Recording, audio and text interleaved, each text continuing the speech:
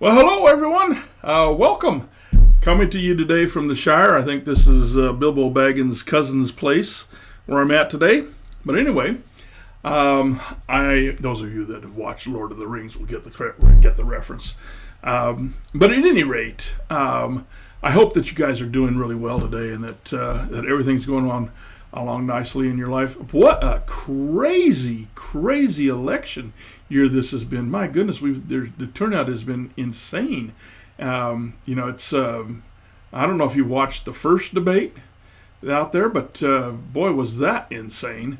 That was like a train wreck, a dumpster fire, and a car crash all in the same setting. But and then they had the town halls last night, the dueling town halls, and one of those was crazy too. And the other one actually had a lot of substance and was calm, and the answers were thoughtful. So I hope you got to at least watch them, and so that you can make your decisions about how you want to vote this season. I'm not actually going to be. This is not the third installment of our voting and the Christian. This is just me coming to you today, speaking to you kind of from my heart about a concern I have regarding voting, and want to encourage you to get out and vote for whoever the politician of your choice is, but to also vote wisely for the country. And so I just wanted to talk to you a little bit today. This is going to be a very short video. Over the past 4 years, we've seen, much harm done to America and the people of America, I would say. Every state in the union is now open for voting, either by mail or absentee ballots or through in-person voting. And now is the time to make your voice heard. Now is the time to try to course correct a few of the things that we've been dealing with over the past 4 years. Already, nearly 19 million people, as of today, have cast their ballots, and we're on track for the largest voter turnout in American history. Over the past few weeks, I've posted a couple videos on the Christian and voting, and while this video isn't a continuation of that, I do have one third installment to actually post, to record and to post. This isn't particularly that. But I did want to talk to you about voting. In a democracy, it's not only the Christian's right to vote, but the Christian's obligation to vote. We have an obligation to vote on behalf of the poor and the sick, and the homeless and the hungry and the fatherless and the wrongfully imprisoned or the wrongfully imprisoned for too long, and even the oppressed alien. All the vulnerable and disadvantaged and marginalized people groups out there. We have an obligation as Christians, as followers of Christ, to get out there and to vote so that we fix those democratic governmental institutions that are allowing people to be oppressed. And that's what my first two videos, longer videos, were about. But I want to remind you of that today. Now, if you follow the last two videos, you've learned that it is our responsibility to elect representatives who will care for the least of these, as outlined in Matthew 25, verses 31 through 46. I think there's a little less than 3 weeks left to vote. And while this election is about a lot of things, it's really about righting the wrongs and travesties of the past 4 years. It's also a fight, I believe, for our freedoms and our democracy.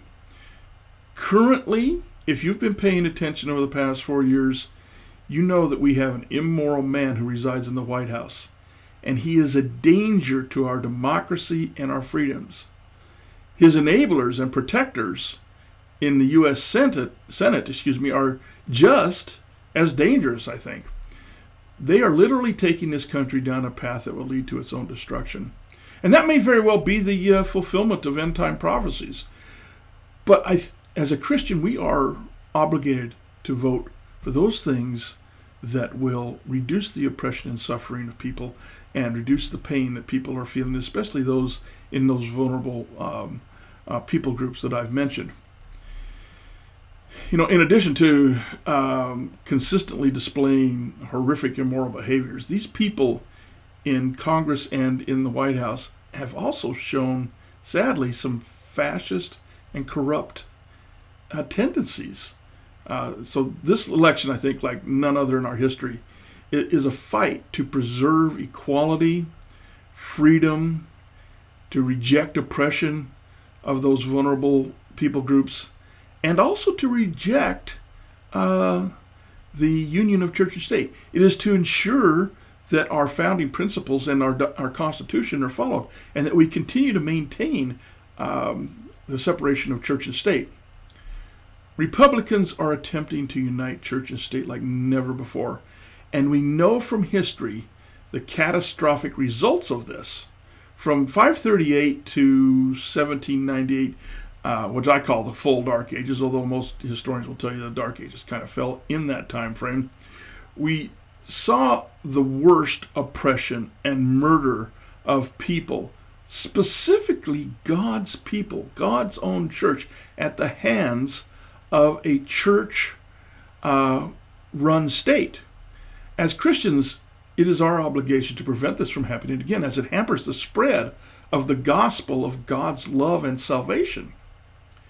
This is America, in a way, this is America's second revolution of sorts. But unlike the first revolution, this revolution will be conducted peacefully, in love, with non-violence, and entirely at the ballot box. Yet still, the same founding principles are at stake today as they were at the founding of our country. So I'm asking that all conscientious, selfless, loving people who believe in the separation of church and state and personal freedoms, equality, goodness, righteousness, and justice for all, I'm asking that you come out and vote for those candidates who will protect those founding principles. This is your chance to do the right thing. This is your chance to be a revolutionary hero of sorts, with love and compassion for those in need. You can make a difference. You can save our very democracy. But you can't do it, and you can't make a difference if you don't vote. In most states, you can either vote early, in person, or drop your mail-in absentee ballot off at a drop box or the post office, or even at your county clerk's office or your local election office. There are a myriad of different ways to vote. Just avail yourself to one of those that best suits you. Keep in mind that in some states, you have to have your mail-in ballots mailed in no later than the 26th of October. Some states require that you add postage, so make sure you know what those requirements are. If you're mailing in your ballot, make sure you follow the instructions to the letter. I can't stress this strong enough. Many states are discarding mail-in ballots for the slightest deviation from the instructions. This is a type of voter suppression that is being used to suppress individual votes. Signatures must match. And some states will even discard your ballot if you tape it shut. So please, please, please follow the instructions to the letter. Only drop off your ballot at an official drop box. Now learn what that looks like from your state. The Republican Party has been placing fake drop-off boxes and labeling them as official to discredit your vote. Don't be fooled. By the way, that is actually a felony.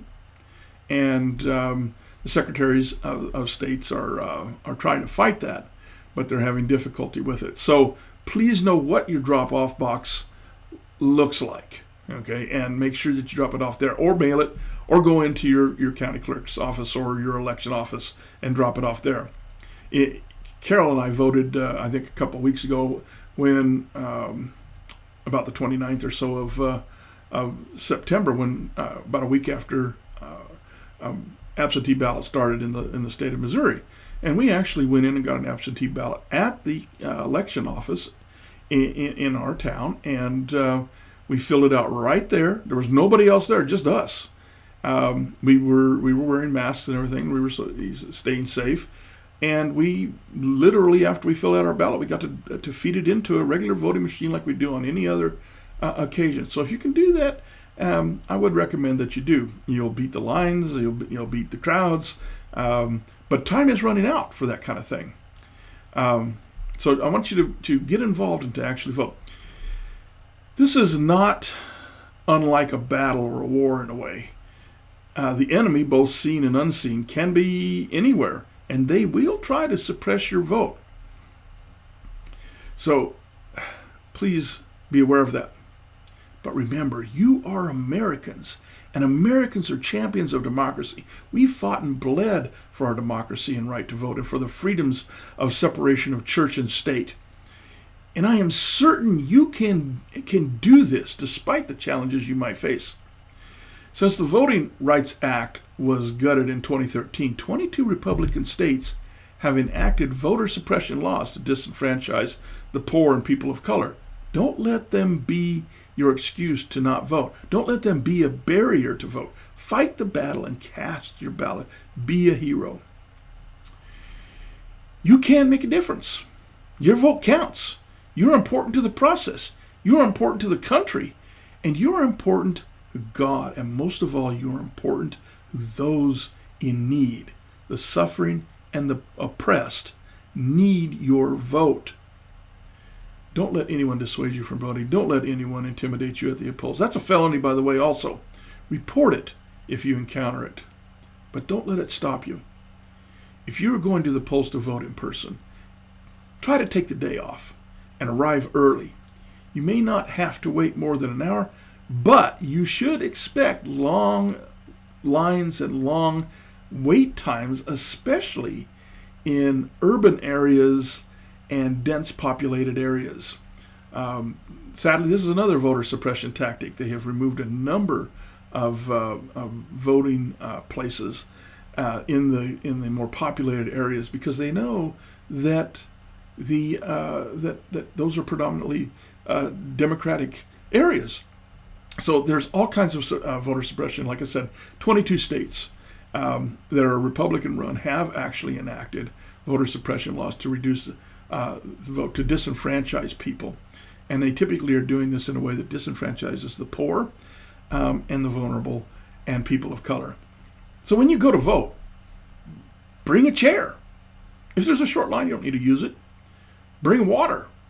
Again, if there's a short line, you may not need to use it. Bring a snack. Okay, the point is to be prepared.